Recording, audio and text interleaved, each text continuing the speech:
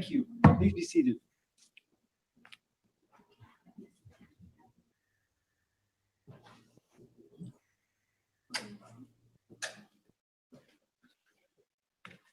We'll be back on the record. The court just returned back from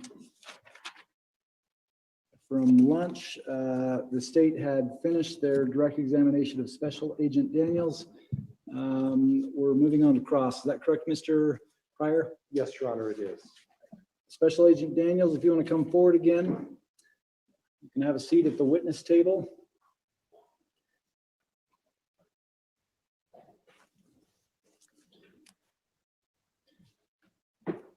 You're still under oath. You can remove your mask once you get there. Mr. Pryor, you may inquire when you're ready. I guess I want a clarification as to how I address you. Is it as special agent or is it as agent, or how would you prefer that I address you, sir? Agent is fine. Agent is acceptable to you? Yes, sir. All right, I will try to make a point of referring you as Agent Daniels. Thank you. Agent Daniels, can you give me an idea of how many people were at the scene on the June 9th warrant in terms of law enforcement? We have a crime scene sign-in log, so I would ultimately refer to that to make that assessment. Just to give an estimation, I would estimate we probably had about 50 law enforcement personnel, maybe up to 100 people. Was anybody at the FBI designated as the person to watch family members and the residents of the home? I wouldn't be able to answer that question. Were you the chief officer in charge of all operations at that scene at the time? No, sir, I wasn't. Okay, who was? I was the senior team leader responsible for the processing of the crime scene, Okay. not over all operations that day. Okay. Do you have any idea who was the chief officer in charge of all operations that day? I guess I probably wouldn't be able to tell you that, no. Okay. Okay. What's an administrative log? The administrative worksheet or administrative log is the evidence response team paperwork that I, as the team leader, would be responsible for filling out. And that's something that you maintain in your possession, is that correct? Yes, throughout the day, that would be something that I would be filling out. And There's a chance that I could have another team member or somebody else fill out that log. It doesn't have to be just me, but that would be my responsibility. And then the safekeeping of that log would be in your responsibility? Would be your responsibility? Again, that could be me. I'd be the primary person responsible for that log, but I could designate another team member to fill out that log. For example, that log is also on there's a digital format for that log, which is on a laptop. So if one of my team members was working that laptop, they could be filling out that information on the laptop. And ultimately, at the conclusion and when the reports are written, that administrative log is something that you refer to and you provided it to the prosecutor, correct? Yes, at the very end of the day, I would review those logs, and then I would submit that with my report as an attachment to my final report. Okay, thank you, officer. Thank you, Agent Daniels. I'm sorry. You talked about surveying of the crime scene. There were a number of pictures, a number of photos, significant number of exhibits, and you described what you called the pet cemetery. Is that correct? Yes. Okay, now you described that your dig area was approximately a 10 by 10. Is that what you were saying? Mr. Pryor, I'm having difficulty hearing you again. Can you pull that right in front of you? Thank you. The crime scene that you described as the pet cemetery, you had noted that there was like a 10 by 10 area. Is that correct? The area that I described as the pet cemetery, once we were there, my estimation of its size was 10 feet by 10 feet square. Okay, would it surprise you that that area is almost 20 by 20?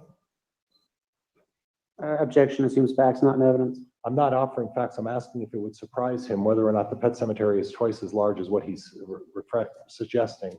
Overruled. Would it surprise you to learn that that pet cemetery is over 20 by 20? I designated my own pet cemetery area, so it wouldn't surprise me if somebody else had their own pet cemetery area, no. And that's what I guess I want to clarify, officer, and I'm not trying to imply that you're being in any way suggesting anything otherwise. You designated an area that you felt was the pet cemetery based on where you thought they should start excavation, correct? Correct. But if you're viewing the pet cemetery from the aerial, it would not surprise you that it was a much larger area where the soil had been overturned. Would you disagree with that? I didn't assess where the pet cemetery was based on any aerial imagery. Okay. But did you base the pet cemetery of the 10 by 10 as the actual area that was all dug up and where the ground had been at least disturbed? So I made my assessment as to where the pet cemetery was based on my visual observation from the ground, and I determined a approximate 10 foot by 10 foot area. That was my designation. And that designation was an area within the ground area that you felt was of potential significance, correct? Correct. So in reality, the area, there could be ground that expands beyond what your designation is. Is that fair? That's fair. Okay, so in simple terms, the pet cemetery you described could be much smaller than the pet cemetery that's visualized from the air, or in reality, what the actual size of it really is. Would that be fair? Yes, somebody else's pet cemetery could be larger. Okay. So when you designated the pet cemetery and you decided to do the dig, you uncovered 2 animals, correct? That's what I observed, yes. Okay. And the 2 animals were never identified, is that fair? I observed the animals to be a dog and a cat. Okay. And then you mentioned, and you're basing that on your experience of what you think a dog and a cat look like? Yes, sir. Okay. Now, you didn't dig up the entire ground around that area, did you? Not the entire ground, no. Right. And you mentioned that there were 2 or 3 other areas that could potentially be cemetery areas, close proximity to that property, correct? Close proximities to what property? To the pet cemetery. Within what I called the pet cemetery, there were 2 or 3 potential graves. Okay. Did you dig all of those up? Yes, sir. That area was excavated. Okay. But within the area outside of the pet cemetery where the ground was still disturbed and loose soil was evident, you didn't dig up that entire area, did you? So the area that I assessed to be visually where I could see what I thought could be graves, that was excavated. With our data, our total station data and our Faro scanning data, we will know what areas we excavated and what areas we didn't. Okay. And the area that you determined, and that's what's really important about what you're saying, because there's a distinction. The area that you designated as potential graves doesn't necessarily encompass the entire area where the soil in that 20 by 20 is located, is it? I don't know what 20 by 20 area you're referring to.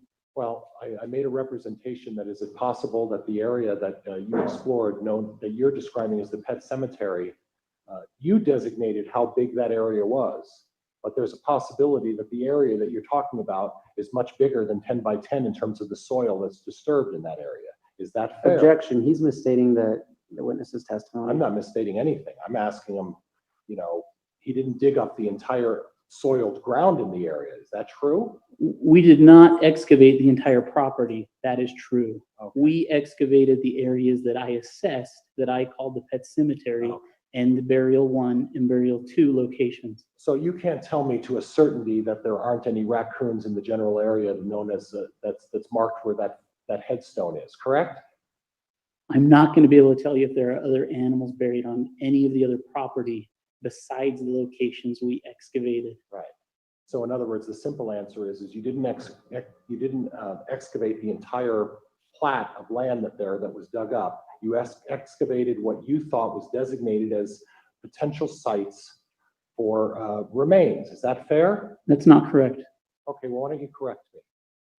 Again, we excavated the pet cemetery that I designated. We excavated burial site number 1 that I designated. Right. We excavated burial site number 2 that I designated. Those locations, those specific locations, are going to be documented in the data that our Faro scanner documented. Those locations are going to be documented in the total station data that we collected and documented. That information is going to be provided to you. That information is going to be provided to the prosecutor. From that, we will be able to make demonstrative exhibits, and you're going to be able to know exactly where those locations are that we excavated on this plot of land. Would it surprise you to learn that I've been out there a number of times and I observed exactly where you excavated, and it's obviously very clear. Would you disagree that you left an imprint when you did this excavation? I would not disagree. Okay. Would you disagree with me that there are grounds and pieces of property that have been disturbed, or that are the ground is not solid beyond what you designated as the pet cemetery? Would you agree or disagree with that? I would agree with that. Okay, that's what I'm trying to get at. So based on that, with these extra grounds around what you did, what only you decided was what you felt was relevant as far as the pet cemetery, there could be raccoons within that, or a raccoon within that property, correct? There could be raccoons Right. on that property. Okay. Did you identify any other parcels of the property when you were out at the Daybell residence that also had markings and indications of other pet cemeteries on the property? I did not. Okay. Did you look in any other places other than the 2 sites you chose? So the rest of that property was searched. We conducted line searches of the entire property. We had 5 cadaver dogs search the entire property. So other searches were conducted of this entire property. Okay. And did the other searches, other than the cadaver dogs, include looking at places where the ground was also disturbed within the 4 acres that were out there? We assessed all 3 to 4 acres of this property looking for clandestine graves. Okay. And we stopped with our burial site number 1, burial site number 2. And once we discovered the human remains in burial site number 1 and burial site number 2, and we recovered those remains, that was where we stopped. Okay. So you did not go around and I'm interested in the phraseology that you use, we assessed. So I'm not really sure what we assessed means. Does it mean you looked at the ground? Does it mean you looked at the adjoining buildings? What does that exactly mean? Yes, sir. So in order to conduct a line search, we were essentially in a line and we looked at the ground very systematically, very methodically, and we went back and forth across this property, looking at the ground, looking for indications of a clandestine grave, because that's what we were there looking for. Explain to me what you referred to. You've used that expression a couple times. What do you refer to as clandestine? Please tell me. So an instance where somebody or persons are trying to hide human remains in a grave. In this case, an outdoor scene, an outdoor grave, similar to burial site 1, where somebody has hidden the remains of a young boy in burial site 1, and then they've placed stones on top of that body. Right. And I appreciate that. On top of that actually, body. Judge, Mr. Pryor, I'm going to object. It's going beyond the question I asked. He's embellishing and he's adding to his answer. And quite honestly, I'm going to move the court to strike the remainder of his answer as non-responsive. Your Honor, he asked the question. The agent answered his question. He can't move to strike that. Judge, I asked him what the definition of a clandestine, and then he took it upon himself to decide to add all of the other facts about what he calls the pet cemetery and the other site. And quite honestly, it was absolutely unresponsive. What the officer is doing is he's trying to add more and more to the answer, and quite honestly, I'm somewhat frustrated with his method of avoiding answering my question and yet getting in all sorts of additional information. So I'd like this witness directed to answer my questions. Mr. Pryor, you asked, what do you refer to as clandestine? Please tell me. I listened to the witness's answer. it's clear the witness was describing what he referred to as a clandestine grave site. I'm not going to strike that from the record. Now, you also talked about a fire pit. Yes, sir. And in relation to what you described as a pet cemetery, where was the fire pit? Do you have a marker you could mark for me? Yes. So the fire pit was Just so the located, record's clear, which exhibit do we have on the easel there, Mr. Wood? That's State's Exhibit 10. Exhibit 10 is being looked at. It's on the easel. The witness is using a laser pointer pursuant to Mr. Pryor's inquisition here. so June 9th, 2020's fire pit was located in this area. Okay, what to the closer to you? It looks like there's some brown ground right to the and I'm not sure of actually the direction that is behind the house where you pointed to where you're saying there's a fire pit. Why don't you point out where you think the pet cemetery is? So my pet cemetery that I described, that I assessed and found was right about there. Okay. Would it surprise you to learn that the fire pit is at least 15 feet from where you're describing the pet cemetery? That wouldn't surprise me. Okay. Were there any indications that there had been any burning in that fire pit? Yes, sir. There was ash Okay, there was ash. inside and outside the fire pit area. Okay. How deep was burial site number 1? Burial site number 1 was approximately 1.5 feet. And I'm saying approximates here because I would want to wait until we had the scanner data to show the true measurements. And the depth of the pet cemetery site? If you're just wanting to know the pet cemetery excavation with the how deep we went with the backhoe. No, with how deep you went before you recovered the remains. So the remains, I would say that was burial site number 2, and I would estimate that was approximately 2 feet deep. And again, I would want to wait till we had the Faro scanner data to be more precise. Now, when you talked about burial site number 1, you made reference to the fact that you observed a garbage bag and then you removed the soil around that and you touched the garbage bag. Is that correct? To sort of identify what was in there, correct? Correct.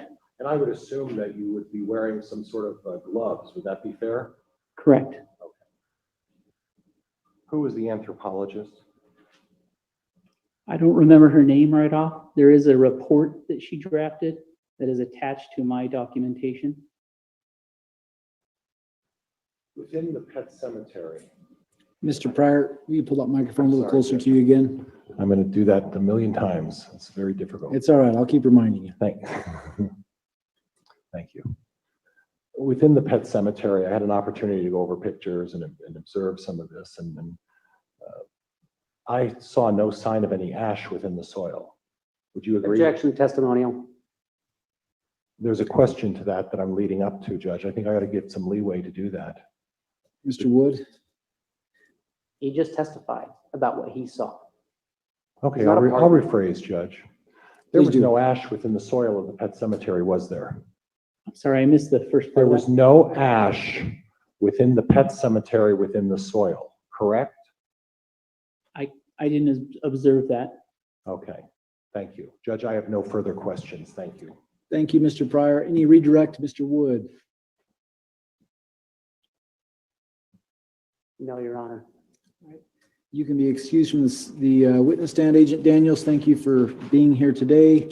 May this witness be excused from court today. Mr. Pryor? Yes, Your Honor. Mr. Wood? Yes. We'll allow for a moment to clean the witness cubicle. Mr. Wood, who is your next witness? Judge Spencer Rammel for the state. Mr. Rammel, who's your next witness? The state would call Lieutenant Joe Powell. Did you say lieutenant? Yes, Your Honor. Thank you. Lieutenant Powell, if you'll please stand here in front of the witness stand, raise your right arm and face the clerk. You solemnly swear or affirm the testimony you're about to give the cause of the you the truth, the whole truth, and nothing but the truth, so help God. Yes. Lieutenant Powell, you can be seated there at the witness stand. You can remove your mask. If you'll please point that microphone right at your chin. Make sure that you wait for the question to be answered before or asked before you answer. That'll make sure we're making a clear record. Mr. Ramel, you may inquire when you're ready. Thank you, Judge. Can I have you state your name and spell your full name for the record, please? Joseph Rick Powell, Where are you employed? Fremont County Sheriff's Office, And how long have you been employed at Fremont County Sheriff's Office? 18 years. And how long in law enforcement overall?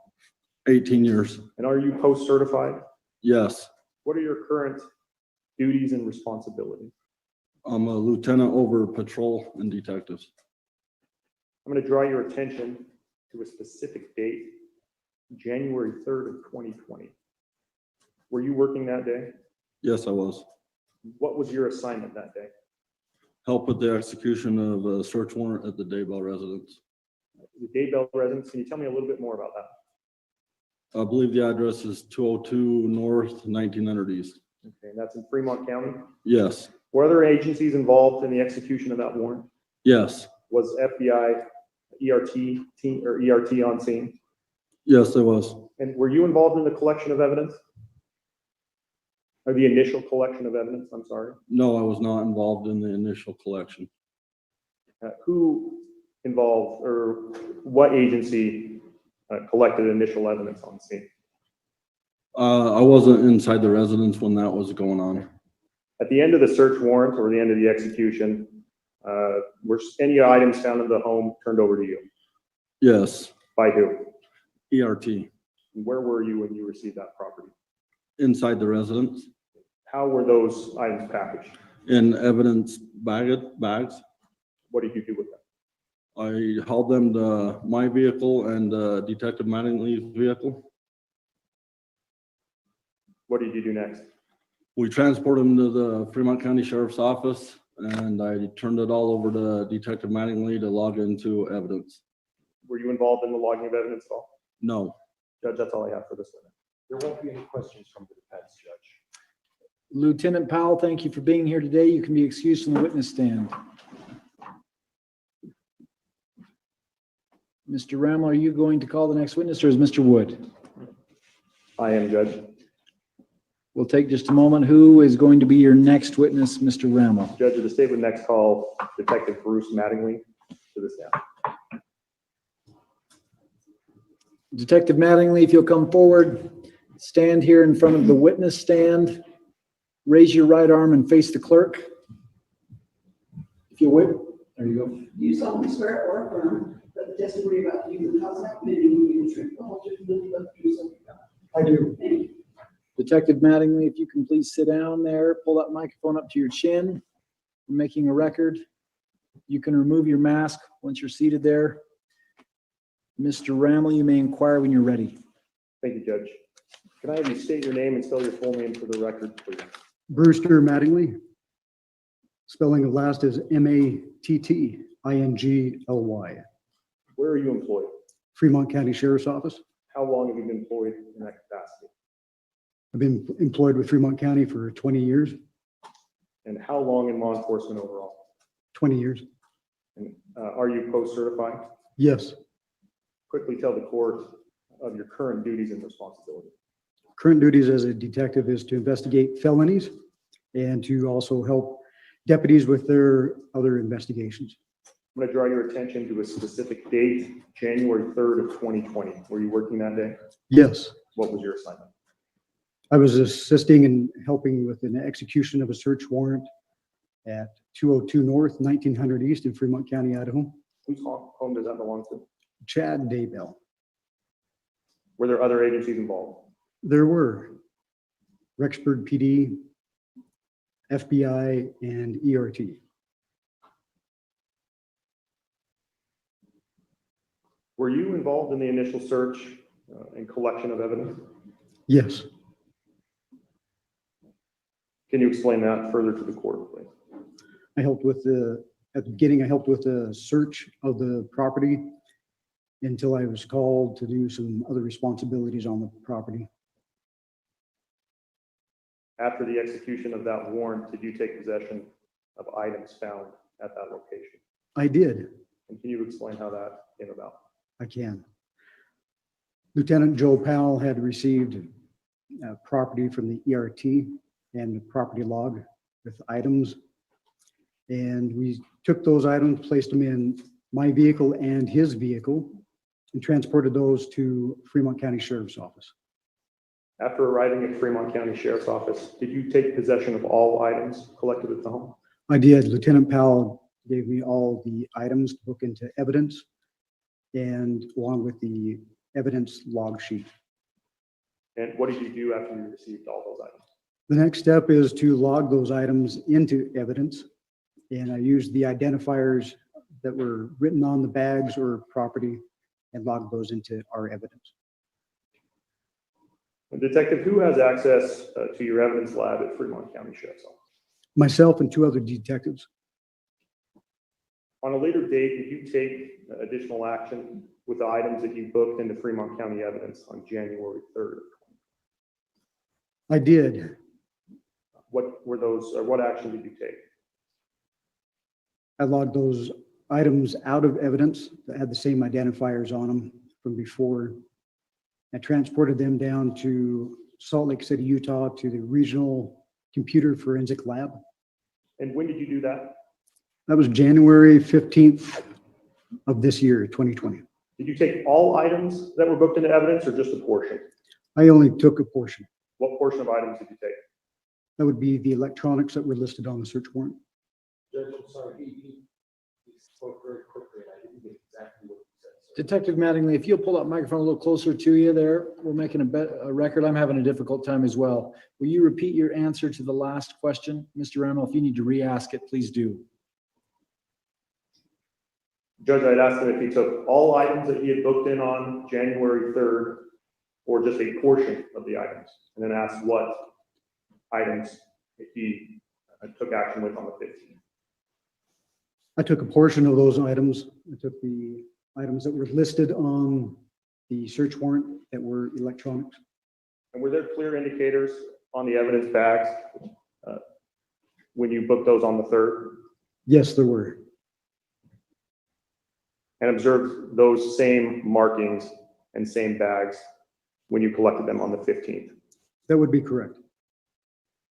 Did you transport them to Salt Lake City by vehicle? I did. Did those items ever leave your custody and control during transportation? They did not. What did you do after arriving at the Regional Computer Forensic Lab? I took those items to the lab and transferred them to their evidence technician and left them in their custody. Did you provide them identification? I did. I gave them I showed them my office issued law enforcement ID. Judge, that's all I have for this one.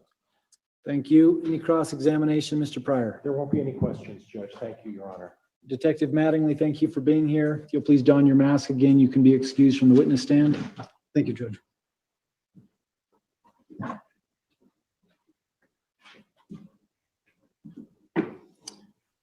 Mr. Rammel, are you going to be calling the next witness? Yes, Judge. Who's that going to be? Judge, the statement next called Gary Liu. Can you give me a title? Is there a title? Judge, Mr. Liu. Mr. Liu. Appropriate for today. All right. Mr. Liu, please come forward. Mr. Liu, please stand in front of this plexiglass, raise your right arm and face the clerk. You solemnly swear or affirm that the testimony you're about to give in the cause and application will be the truth, the whole truth, and nothing but the truth, so help you God. I do. Thank you. Mr. Liu, you can have a seat here.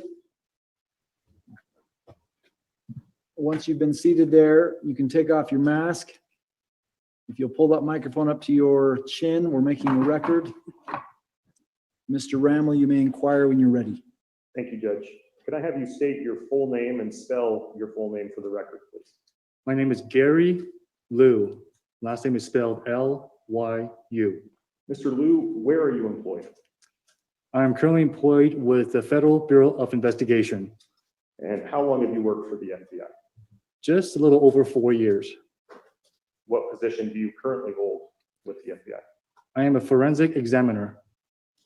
Can you explain your educational background and training to the court, please? Yes. I have 2 undergraduate degrees, one in business, one in information technology.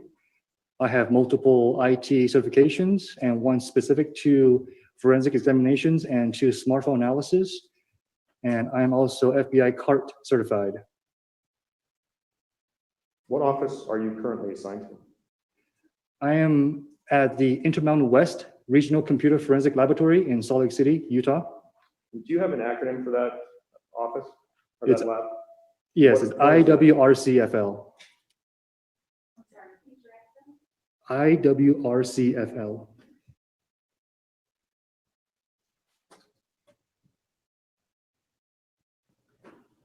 Mr. Liu, do you have specific training and certification, or certifications, I'm sorry, of in dealing with forensic examinations? I do. Can you explain those to the court, please? I have a GCFE, which is a certification for forensic examination, and I have a GASF, which is a certification for advanced smartphone forensics. And again, I'm also FBI CART certified. And as a part of your job and duties in your job, do you commonly examine forensic items such as cellular devices? I do. Mr. Liu, can you generally describe how a forensic examiner conducts a typical investigation of electronic devices? Sure. The forensic examiner usually follows a prescribed set of protocols laid down by the FBI.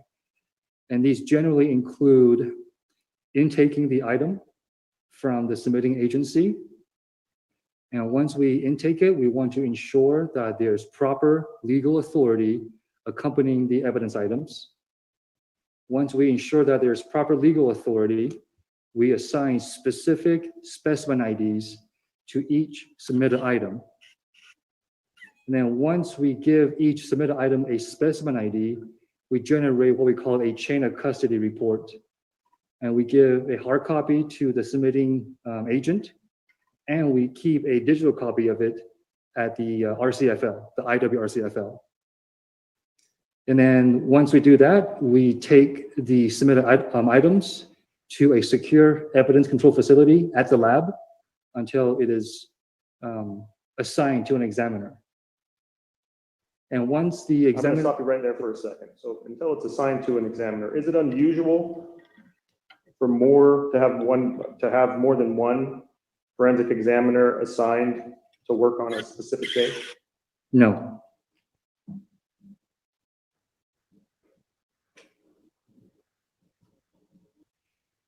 Testify that it's taken into a secure area after that documentation is done.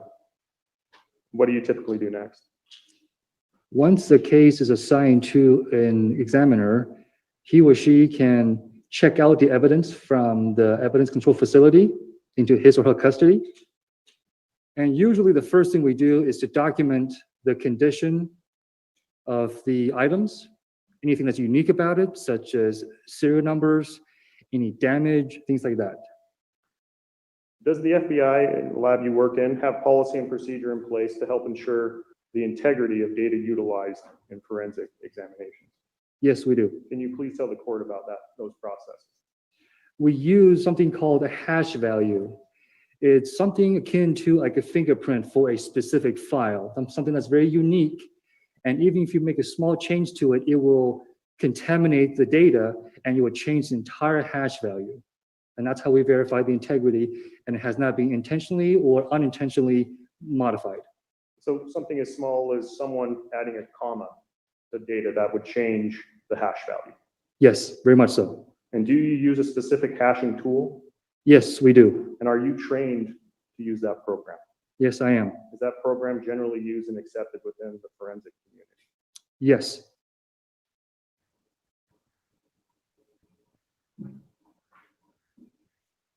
You explained a bit. I'm going to ask you a couple more questions about the lab receiving items or intake from external law enforcement agents.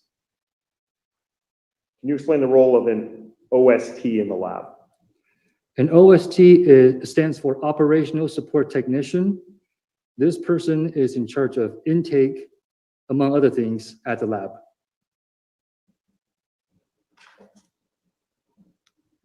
Within your procedure and policy within the FBI, does the OST typically assign a specimen ID to each item? Yes, Is a specimen ID given to one device? yes, Is it ever changed or reused once assigned to a specific device? no, And this process of accepting devices from external law enforcement sources, it's documented. yes, Is it, and what is it documented upon? it is documented in the chain of custody And form. are chain of custody documents common at the Regional Computer Forensic Lab? Yes, Are they just suggested? no, it is required. And are they created in the lab? Yes, they are. There on location? Yes, Are they kept in the course of regularly conducted activity that goes on there? yes, Are they generated at the exact time when evidence arrives? yes, And that's a regular practice that occurs. that's correct. When you specifically are assigned to review a device, does it always have a chain of custody document?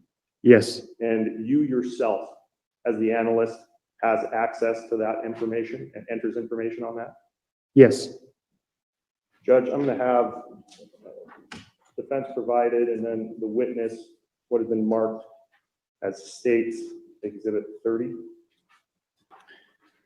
Exhibit 30 will be handed to the witness. Mr. Liu, what is this? this is a chain of custody form for a specific item And how do you know? because I see the specimen ID and I see the case number and I see my name on it.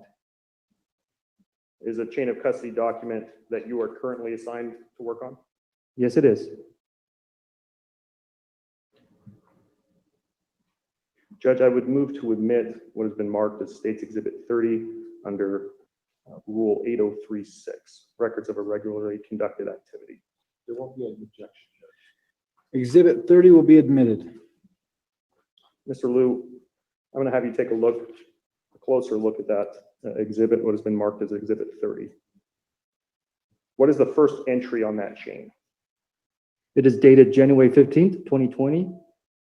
It shows Bruce Mattingly from the Fremont County Sheriff's Office dropping off an evidence, and it was received by our OST, Taylor Couch, at the IWRCFL.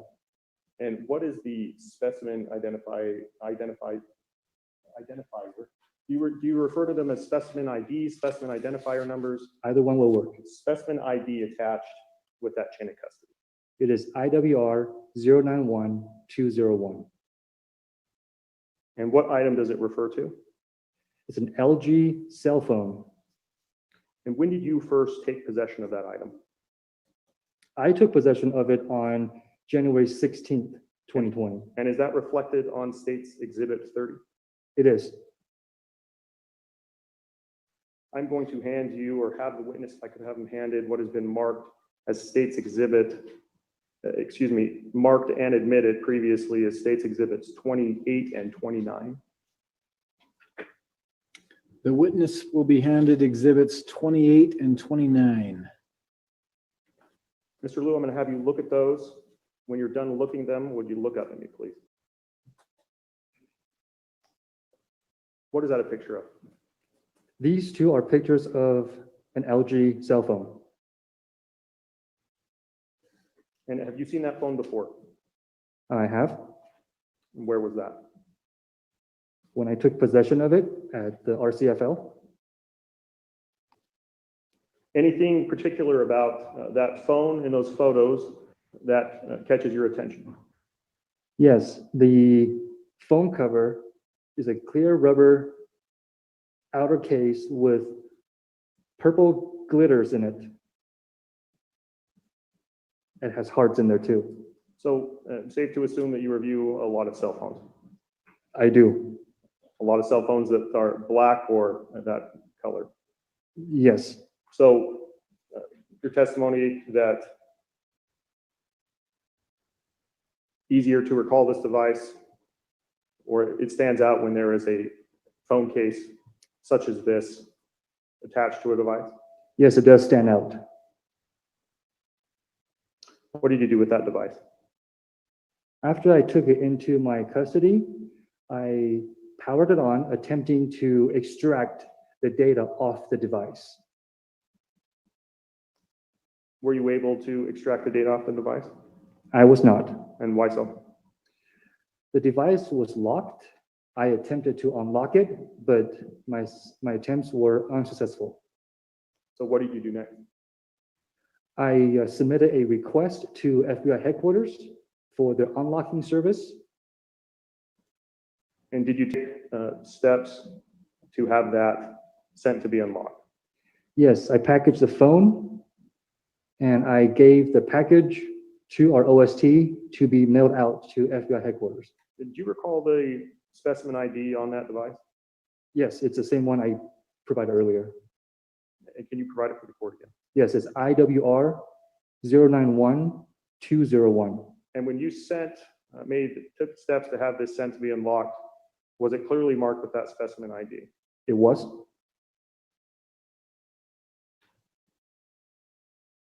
And was it in fact sent? It was. We have a shipping number for that. And is that reflected on State's Exhibit 30? It is. And where was it shipped? FBI headquarters. Did it ever return to your possession? Yes, on March 12th, it came back. And is that reflected on State's Exhibit 30? Yes, it is.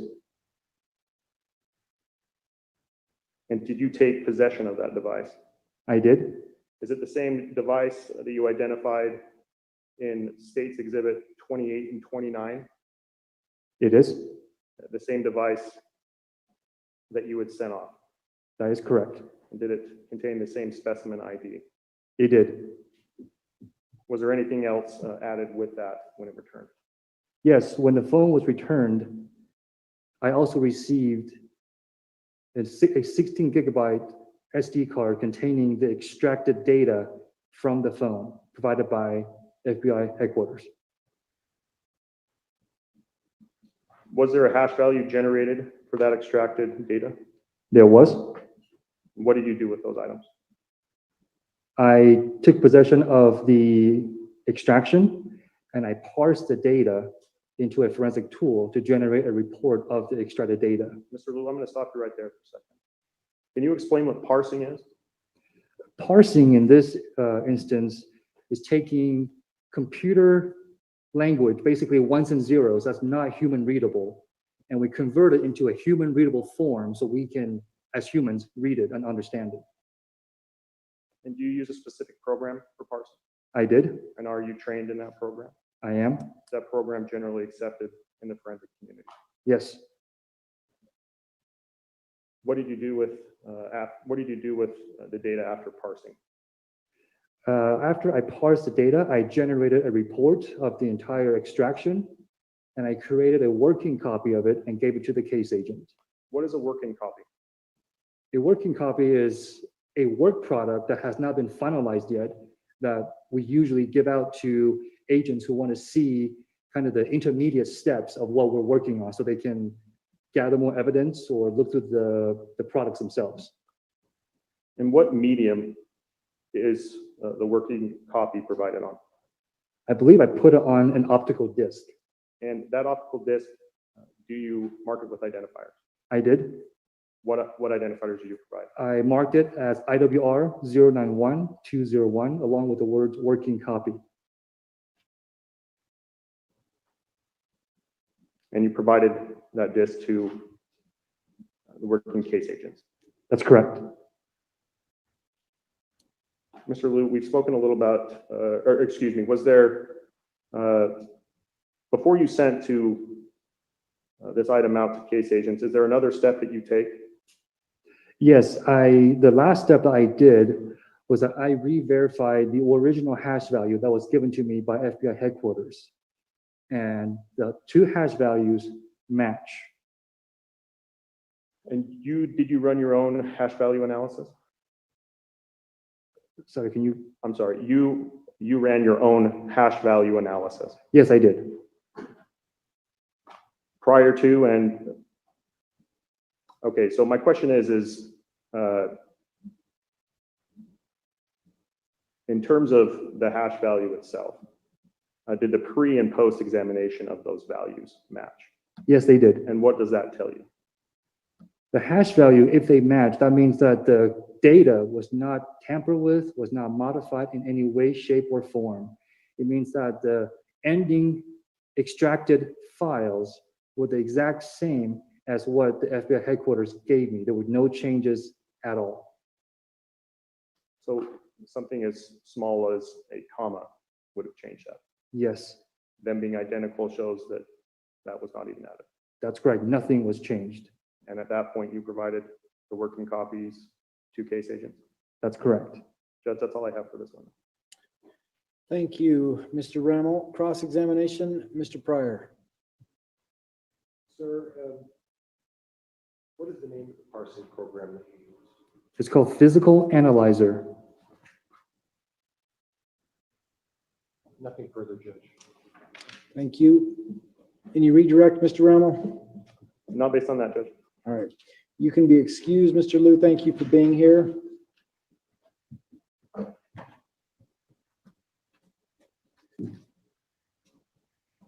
Were the exhibits handed to the bailiff? Thank you. Mr. Rammel, is it your next witness or Mr. Woods? It is my next witness, Your Honor.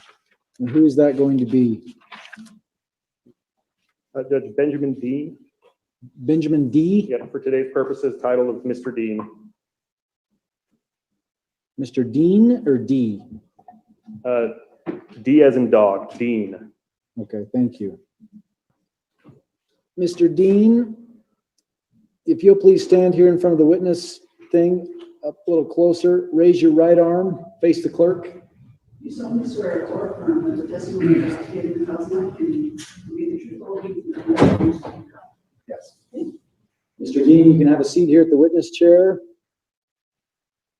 Once you've been seated there, you may remove your mask. Please pull that microphone and aim it at your chin. And speak directly into that microphone as we're making a recording. Mr. Rammel, you may inquire when you're ready. Thank you, Judge. Can you please state your name and spell your full name for the record? Benjamin Dean. Last name is Dean. Where are you employed? Federal Bureau of Investigation And how long have you worked for the FBI?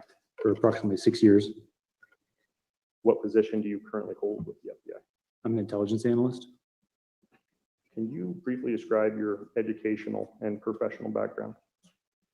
So when I joined the Bureau, I had a bachelor's degree in foreign area studies, and my first position was with the language services section, the FBI headquarters. And my job there was to review electronic communications, lawfully obtained electronic communications of FBI subjects throughout the field, across the country. After that position, I became an intelligence analyst. I attended the FBI Academy in Quantico, Virginia, where I received training in topics related to my job. And I continue to do trainings on the web, web-based trainings at work, and also in-person trainings. What office are you currently assigned to? I'm currently assigned to the Salt Lake City Division. Mr. Dean, what are your day-to-day responsibilities? So I'm an analyst. As an analyst in the field, I'm embedded on an investigative squad. So I support active cases, but my main job is to analyze information and make assessments about specific threats. So some of my duties day to day include reviewing information that's collected by special agents, looking through that information for trends and patterns, making and then writing reports and giving briefings with my findings and recommendations. Do you have any specific training or experience or specific training related to reviewing electronic devices? I do. Can you explain, or excuse me, so training or experience, can you explain that to the court, please? Yes. So as I mentioned before, my position in language services gave me the opportunity to gain daily experience reviewing, interpreting, and reporting on electronic communications for various subjects who were part of investigations, who were under investigation for a variety of threats and violations. After that position, of course, I went to the FBI Academy, and I was trained. One of the topics and subject matter that they trained us on was digital evidence collection and exploitation, and also the use of software for telephone analysis. So I continue to keep my skills and knowledge current in those areas. Are you involved in the investigation into Chad Daybell and Lori Vallow Daybell? Yes. When did your involvement in that investigation begin? It began in late March of this year, 2020. What was your first assignment in your involvement, or your first assignment with that assignment? Your assignment that you were initially given in March of this year. My first assignment for this investigation was to review tips that were submitted to the FBI's Office of Public Affairs website. Those tips were submitted pursuant to a press release that was issued on the 5th of March this year, 2020, by the FBI and the Rexburg Police Department regarding the disappearance of Tylee, Ryan, and JJ Vallow, who were missing at the time. And the press release noted that both children had been seen at Yellowstone National Park on the 8th of September, 2019.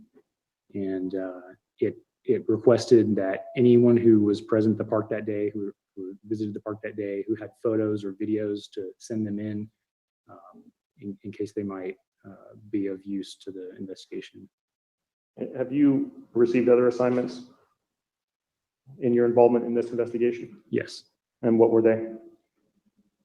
I was assigned to assist with the review of devices, electronic storage devices seized from the property of Chad Daybell on the 3rd of January this year. My first two devices that I reviewed were a hard drive and a thumb drive. When did you complete your review of those initial devices? I completed those devices in late May of this year. Were you asked to review data from any other devices after you had completed those initial reports that you had generated? Yes, I was. What was the additional devices that you were asked to review? I was asked to review 2 Blu-ray discs containing data that was pulled from devices seized from Chad Daybell's property on the same date, January 3rd, 2020. And were these discs labeled? They were labeled with unique FBI specimen numbers. The first disc was labeled IWR 091201, and the second disc was labeled IWR 091202. And both discs also had the words "working copy" written on them. Which disc did you begin reviewing first? I first began reviewing IWR 091201. When did you begin your review of the disc labeled IWR 091201? I began the review on the 26th of May, 2020. What was the process you used to begin that review? I used a Blu-ray reader to open up the disc, the contents of the disc, on my FBI-issued laptop computer. I saw that the main file on the disc was labeled IWR 091201. I began looking through the contents of that file and located a subfolder titled, I located a subfolder that had several items in it. One of the items was an application file titled cellbrightreader.exe, and the other one was a UFDR file with the name IWR 091201 report.ufdr. I double-clicked the application file to launch Cellbright Reader, and from there I opened up the UFDR file to view the contents of that. Mr. Dean, I'm going to go back for 1 second. You stated that as you opened it, the disk was named, the file disk was named, or had a specimen number. That number specifically matched the number on the outside of the disk? Yes, it did. Had it not, what would you have done? I would have contacted the person at the regional RCFL, Regional Computer Forensics Lab down in Salt Lake City to find out why there was a discrepancy. But no discrepancy existed with this disk? No. How does data appear in Cellbrite Reader? Cellbrite Reader organizes the content of a device, meaning all of the data items that are found on the device, into categories based on an item's file type. The category names are in the Cellbrite window are on the left in the tree report, and they're arranged in alphabetical order. And when you double click one of the category names, a new data tab opens up, and you can see all of the items that fit within that belong to that category. So for example, autofill, calendar items, call log items, contacts, SMS messages, and so forth. What file types do you typically look at to determine the user of a given device? I typically I'd look to see if there's a user of a device, a device user listed. I also look, if it's a phone, I look to see what the phone number is that's associated with the device. I look at the content of the communications stored on the device, so text messages, multimedia messages, emails, and then I also look at the images.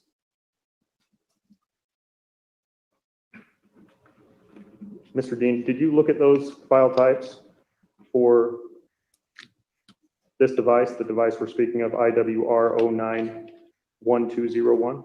Yes, I did. When reviewing those items, did it become apparent what type of device it was? Yes, it did. What type of device was it apparent to you to be? It was a cell phone. Did it become apparent after reviewing those file types who the user of the device was? Yes, it did.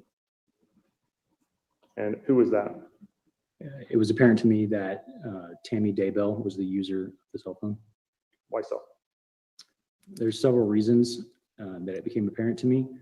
First off, the device user was listed as Tammy. Second, the phone number listed for the device matched the phone number that we had in other documents obtained in this investigation, which showed Tammy Daybell was associated with that phone number. There were incoming messages on the device addressing Tammy by name. There were outgoing communications from the device user, again, text messages and emails and multimedia messages, with the device user introducing herself as Tammy or signing off, for example, on an email as Tammy. There were also communications, messages with group messages, for example, and also call items and also direct messages with members of the Daybell family. And the content of those messages suggested a close family relationship between the device user and the members of the family. By the way, all the members in those group messages that I'm referring to as the Daybell family members also had contact names stored in the device. In addition, there were device notifications found on the device for new posts by the Daybell family, by names matching the Daybell family members, onto a Facebook group titled Daybells and Murs.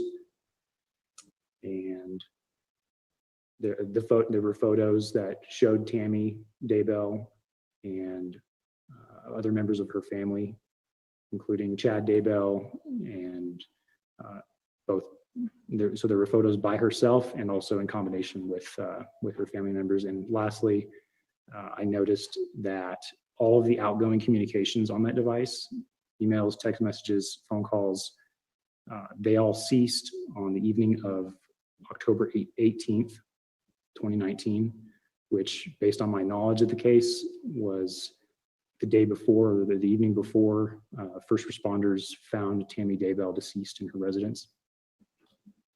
So after that review, very clear that you believe that the device belonged to Tammy Daybell. Yes, I want to draw your attention to September 9th, 2019. Did Tammy's phone receive any text messages that day? yes, it did. Were there any messages sent to Tammy's phone that day that caught your attention? Yes, there was. What was the number, the phone number from which those messages were sent? It was 208-690-9374. Was there a contact name stored on the phone for that number? There was.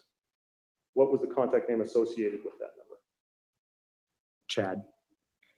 Throughout your review of this device, that device, had you reviewed other messages sent by the contact, with the number associated with the contact saved as Chad? Yes, I had. Based on your review of those other messages sent by this number, who do you believe that that number belonged to?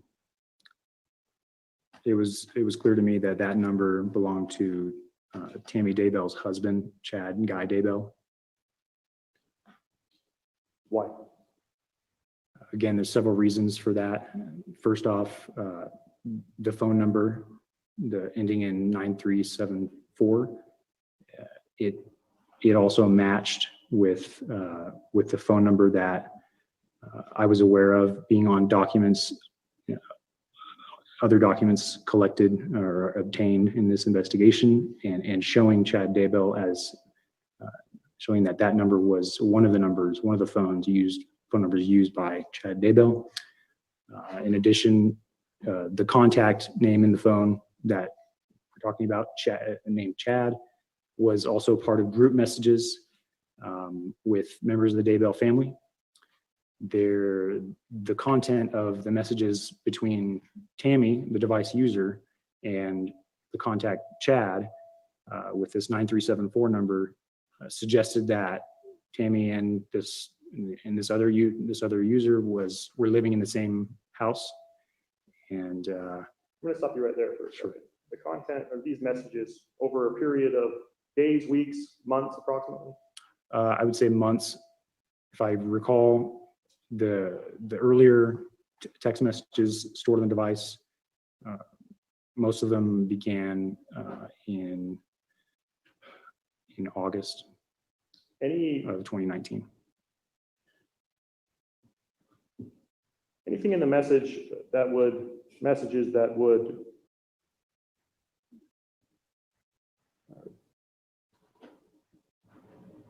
suggest that the individuals between these two devices were married? Yes. Specifically regarding to affection? Yes, there were incoming messages on the device. So from the 9374 number to the phone with statements or phrases of affection such as "I love you," "eager to kiss you," "can't sleep without you." I'm going to draw your attention back to the messages received on Tammy's phone on September 9th. I'm going to show the defense and hand you what has been marked as State's Exhibit 31 for admission.